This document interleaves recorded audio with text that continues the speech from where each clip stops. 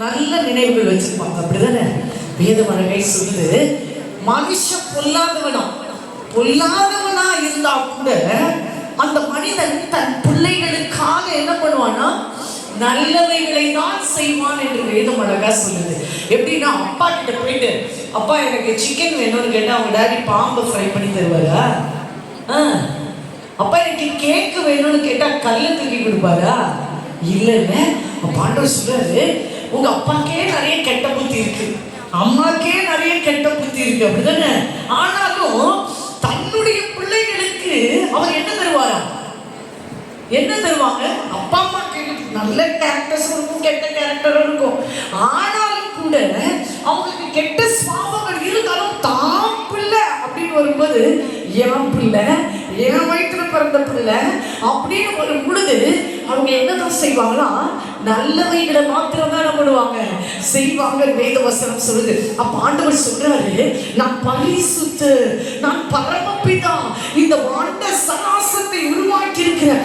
என்னைக்கு ஆண்டவர் வானத்தையும் பூமியை உருவாக்கினாரோ அந்த நாளிலிருந்து இந்த நாள் வரைக்கும் என்ன பண்ணிட்டு இருக்காரு? பராமரித்துட்டு வந்துட்டு இருக்காரு. அதை சொல்லணும்னா, யானை பார்த்தீங்கன்னா கணக்கில் சாப்பிடுவான். யானை எவ்வளவு சாப்பிடும்? கணக்கில் சாப்பிடும். ஆனா அந்த யானை பாருங்க, ஆண்டவர் படைச்ச நாள்ல இருந்து அதோட ஜெனரேஷன் இன்னைக்கும் இருக்கு.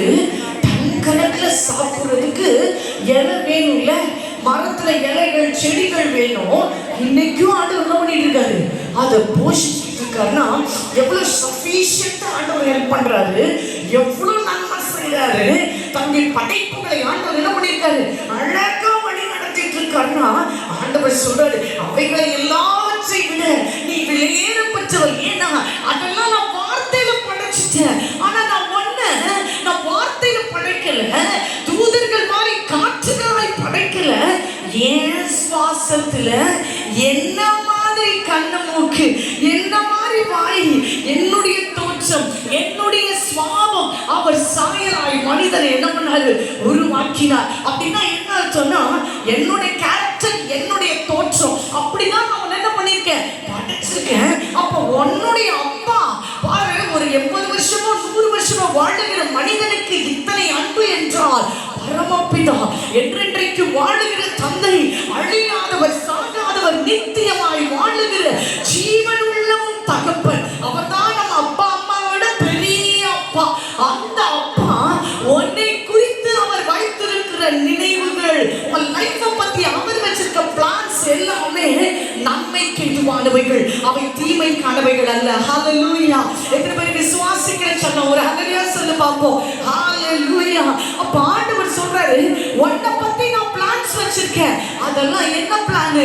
நல்லதுக்கு தான். உன்னை பத்தி நான் பிளான் போட்டது எல்லாமே successful. It's not a failure one. தோற்று போகிறவைகள் அல்ல. ஆனா சாத்தான் தான் உன்னை பத்தி என்ன தெரியுமா எழுதுவான்? என்ன எழுதுவான் சொல்லு? நீ ஃபெயில் ஆகிறதுக்கு பிளான் போடுவான். உன் வாழ்க்கையில நீ ஃபெயில் ஆகணும், உன் ஃபியூச்சர்ல நீ